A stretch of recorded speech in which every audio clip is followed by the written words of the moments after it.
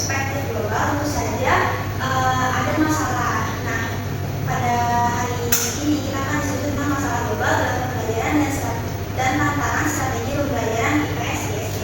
Okay, next. Yang pertama itu ada isu di bidang ekonomi, yaitu kemiskinan. Kemiskinan itu dapat diartikan ketidakamanan, ketidakberdayaan, dan pengecilan individu atau rumah tangga atau masyarakat yang rentan terhadap kekerasan, di mana seringkali menempati lingkungan yang kurang baik. Kemiskinan itu menjadi salah satu penyebab munculnya kriminalitas baik dalam skala lokal, nasional, dan global. Oke, next. Lalu kita ambil contoh kemiskinan yang terjadi di Indonesia.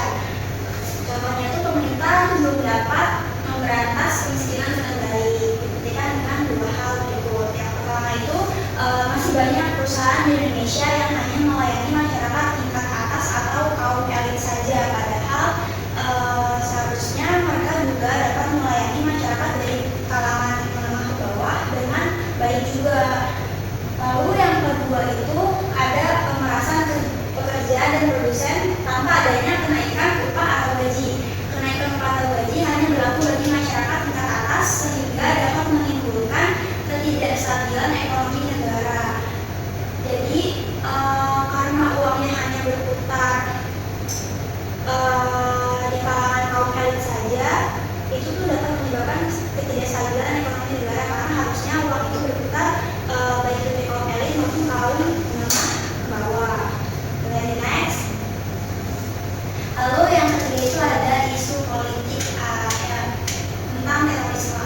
Menurut Mustafa pada tahun 2000 itu terorisme adalah tindakan kekerasan atau ancaman untuk melakukan tindakan kekerasan yang ditujukan kepada seseorang acak atau tidak ada hubungan langsung dengan si pelaku, yang berakibat dapat menyebabkan kerusakan, kematian, ketakutan, ketidakpastian, dan keputusasaan massal. Nah, jadi terorisme ini juga berbahaya karena selain menyebabkan kerusakan, kematian, ketakutan, ketidakpastian, dan keputusasaan massal, terorisme ini juga dapat mengancam kesatuan negara, karena pada beberapa tahun yang lalu itu juga sempat terjadi terorisme di Indonesia, dan pelaku-pelaku dari terorisme itu biasanya memakai pakaian yang menggambarkan suatu agama, atau mereka itu biasanya meledakan bom di rumah ibadah dari suatu agama. Dari kejadian-kejadian tersebut itu dapat menimbulkan spekulasi, misalnya mungkin ada saja masyarakat yang berpikir kenapa pelakunya memakai pakaian seperti itu, apakah pelaku itu dari agama itu, apakah dia membenci agama yang lain. Berarti kalau misalnya apa yang dispekulasikan oleh masyarakat itu benar, maka orang yang berbeda agama dengan pelaku tidak aman hidup di Indonesia, atau orang-orang akan berpikir bahwa agama yang lain itu tidak diterima di Indonesia, dan itu dapat mengancam kesatuan negara Indonesia. Dan next. Nah, lalu berikutnya kita akan masuk ke tantangan dan strategi pembelajaran IPS di SD. Pada pembelajaran mata pelajaran IPS ini harus memanfaatkan soal-soal sebagai salah satu sumber pembelajaran yang dapat meningkatkan pemahaman pengetahuan siswa. Pendekatan yang hanya menggunakan satu perolehan ilmu saja itu tidak akan cukup untuk menganalisis fenomena yang terjadi saat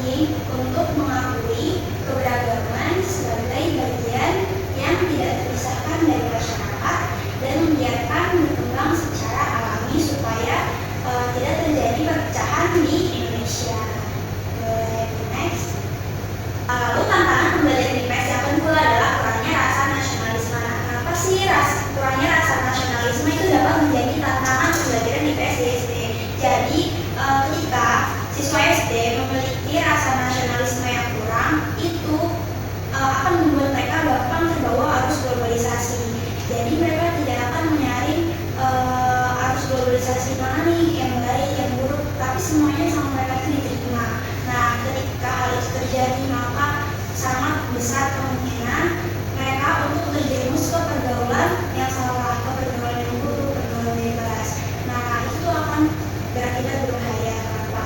Bayangkan, mereka ini kan calon penerus bangsa. Apa yang akan terjadi pada Indonesia jika calon penerus bangsanya itu terjerumus dalam pergaulan yang salah? Maka Indonesia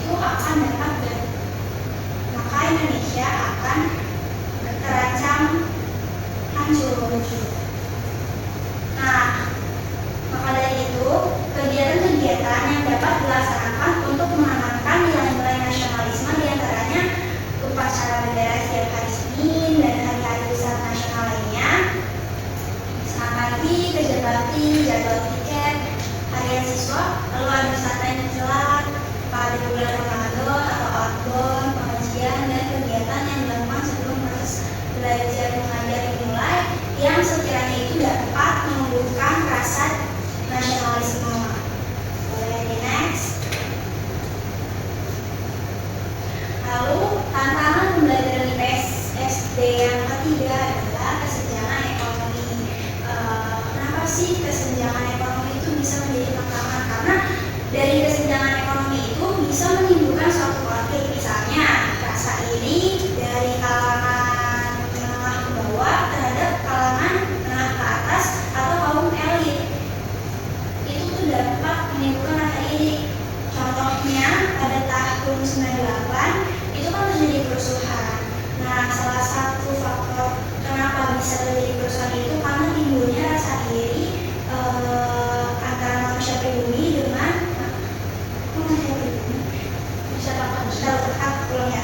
Nah, contohnya itu pada tahun 98 itu terjadi kerusuhan, terjadi pembantaian terhadap suatu ras yang ada di Indonesia.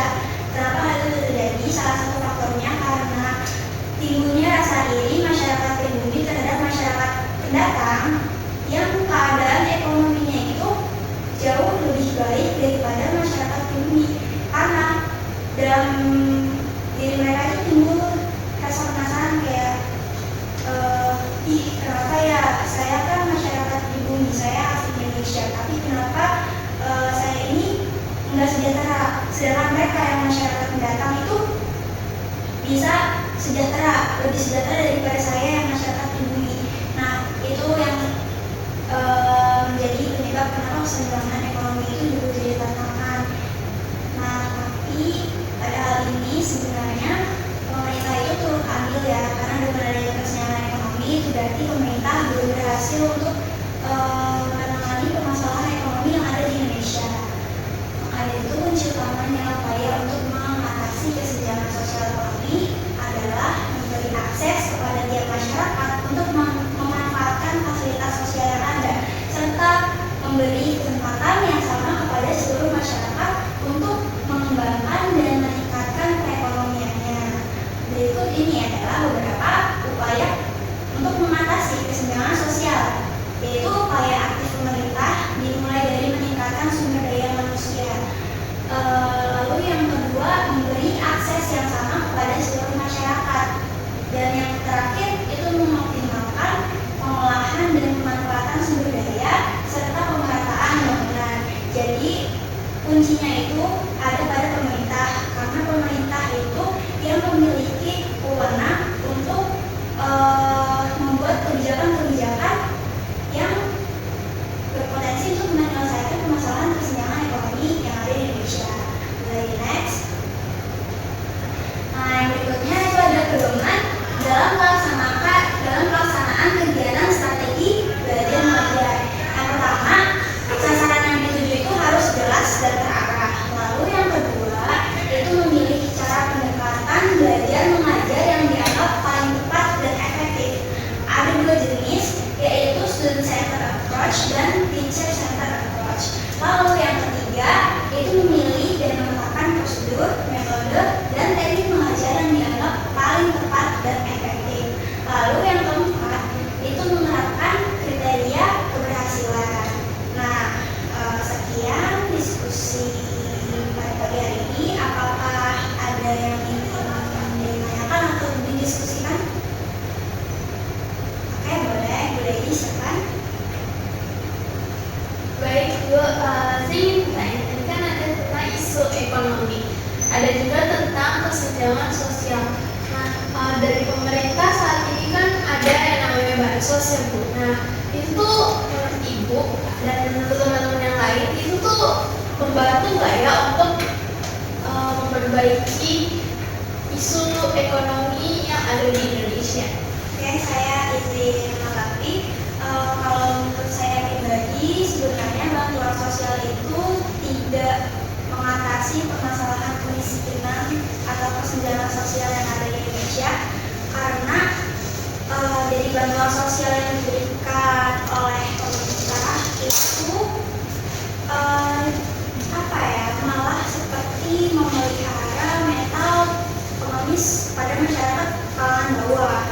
Daripada memberikan bansos, menurut saya lebih baik jika mereka itu membuat program-program.